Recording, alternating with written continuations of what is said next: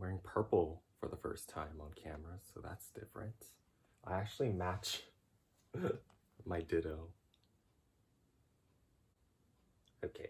Hello everyone, welcome back to another video. So for today's video, I am going to be doing, I guess, an annual thing now on my channel, which is the album tag for 2019.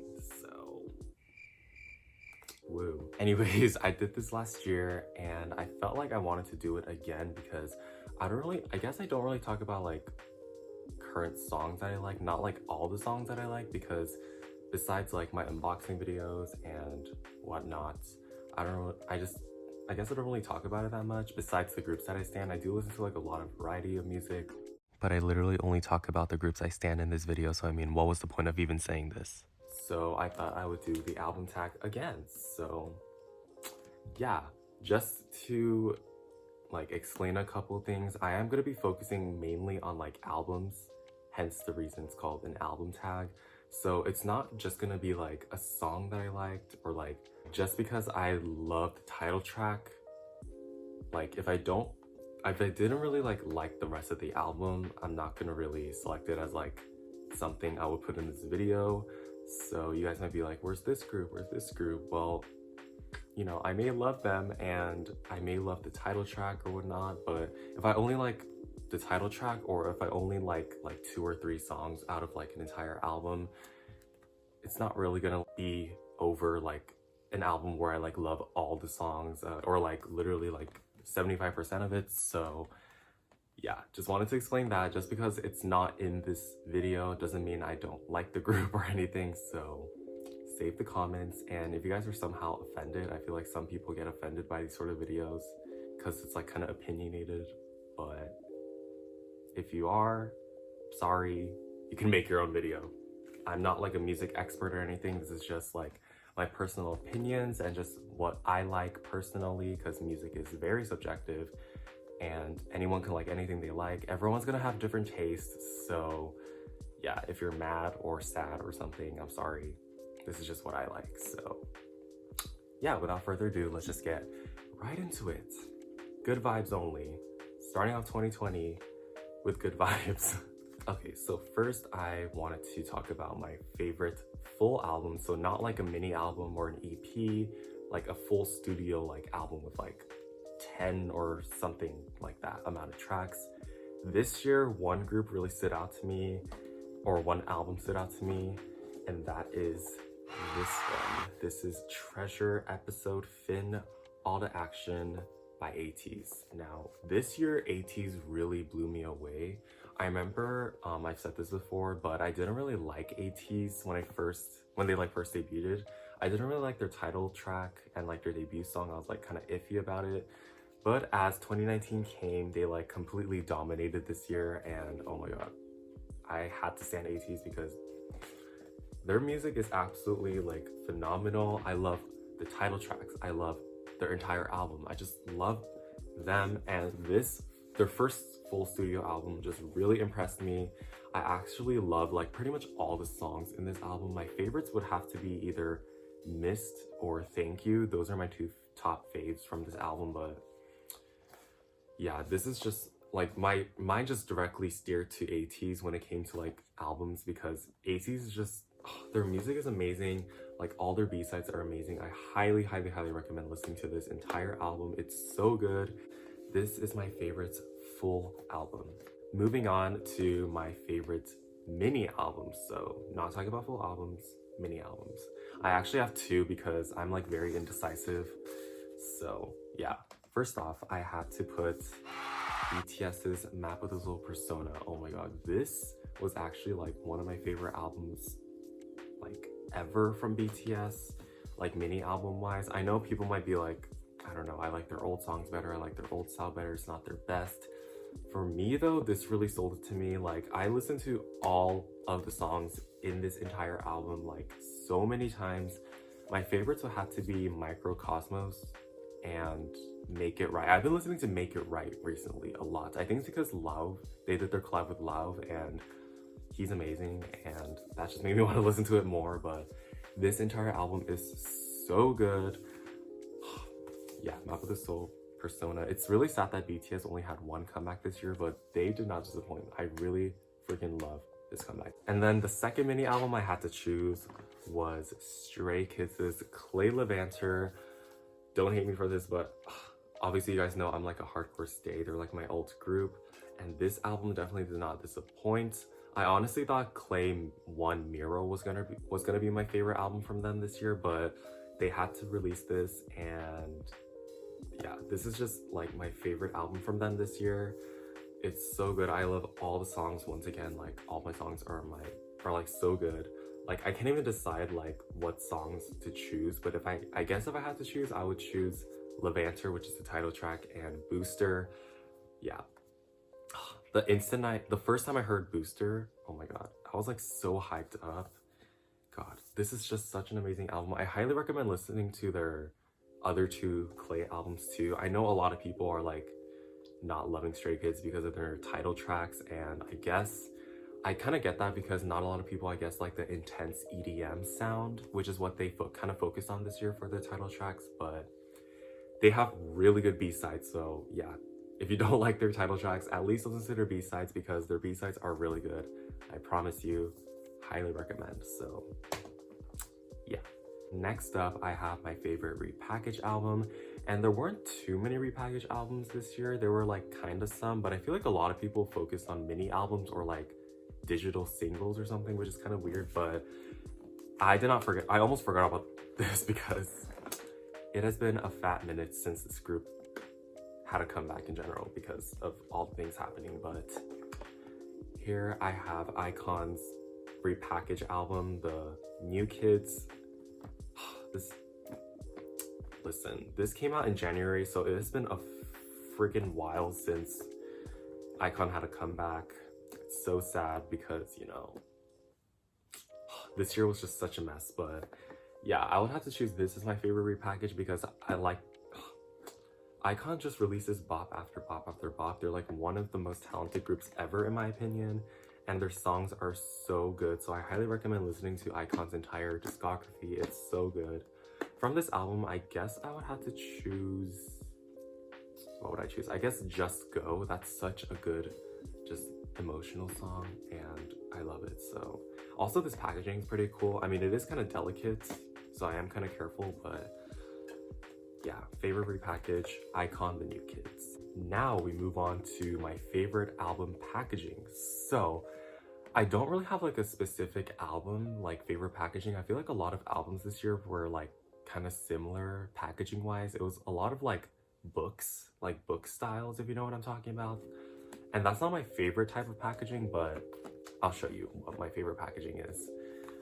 These I brought like more than one album out because this is like my favorite style of packaging recently. I know, like I said last year, my favorite packaging was like the box packaging, like ATEEZ, like this sort of box packaging, but I don't know, like especially with this album by ATEEZ, god, like the packaging really pissed me off. I couldn't freaking open it and I ended up ripping the corner.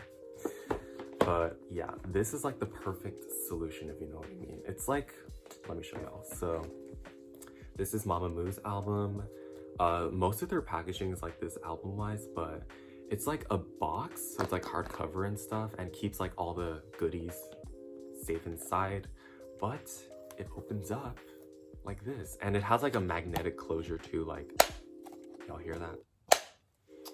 So it has a magnetic closure. There's like a mini box in here. All the stuff is in here. Photo book, photo cards, all safe in here. And it's really easy to just snap and go. You don't have to struggle opening and shaking the box.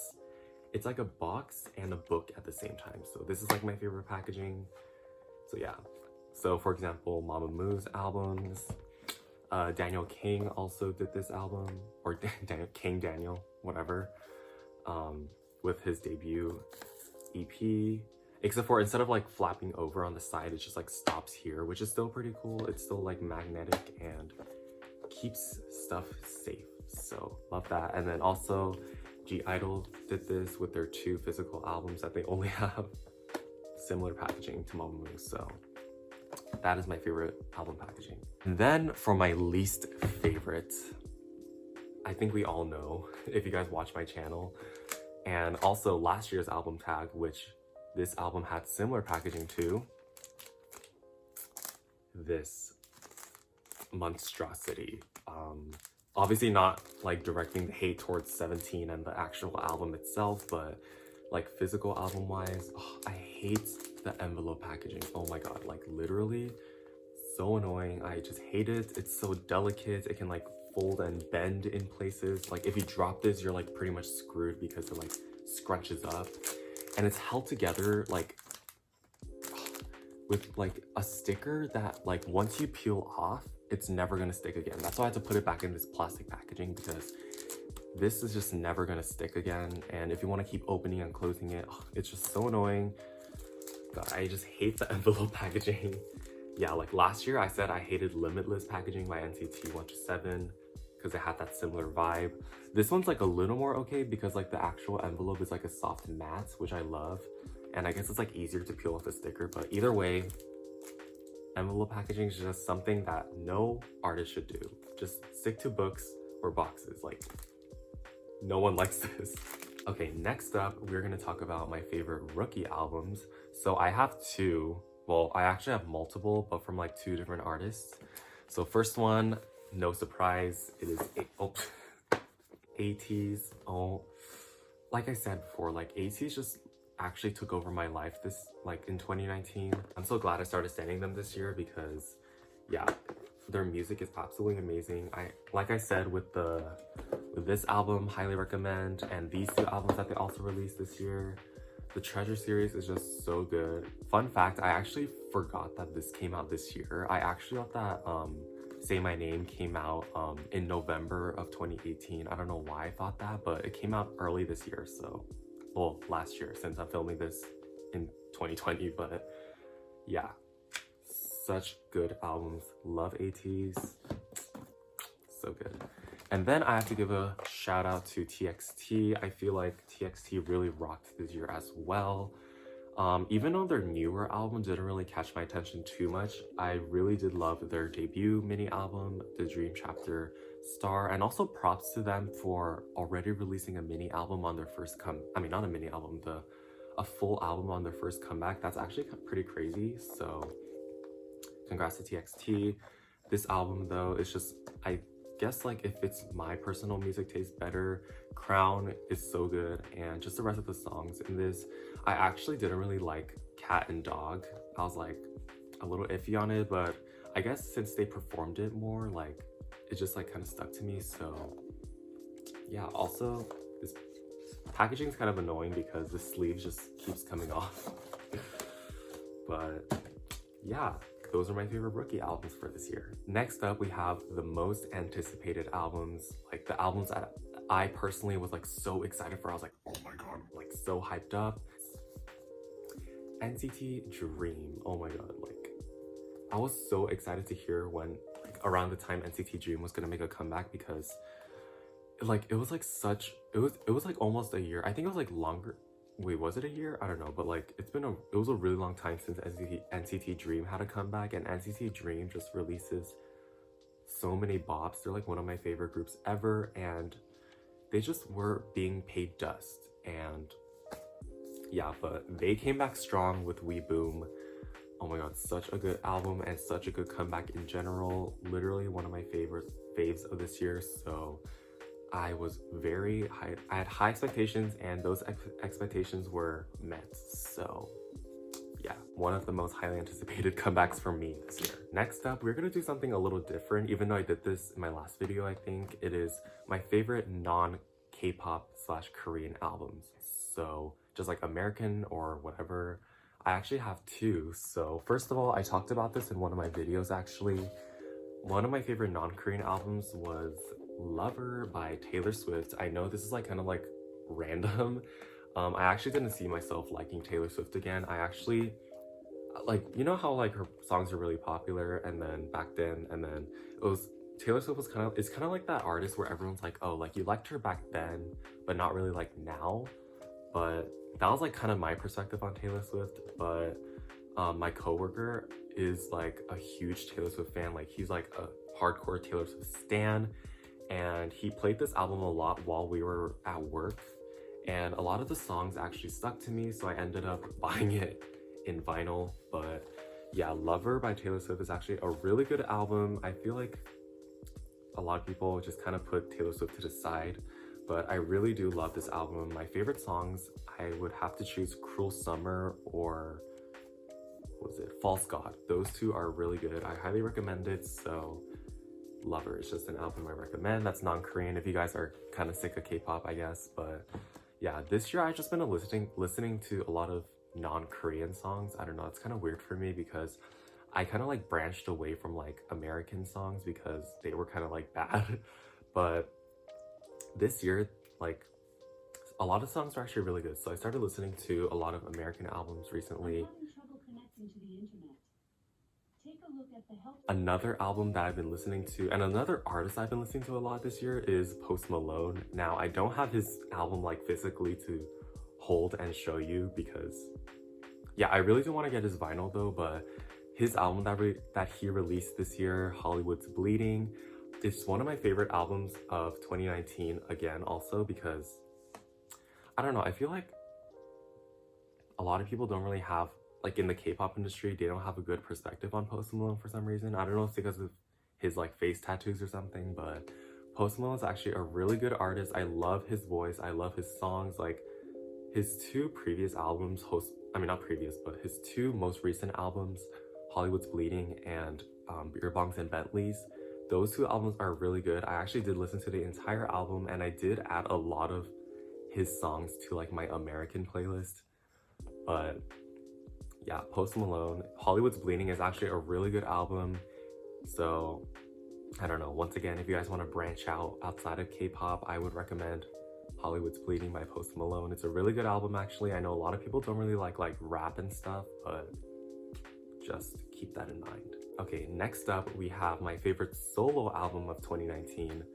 Now I feel like this year a lot of soloists, like prominent soloists like Chungha and Sunmi and not IU, that was last year, but I feel like a lot of solo artists did like digital singles. Like they didn't really release like physical albums kind of, or like full albums for me to like listen to, but I actually don't have this artist's album who I'm about to say. My favorite solo album of 2019 is IU's Love Poem.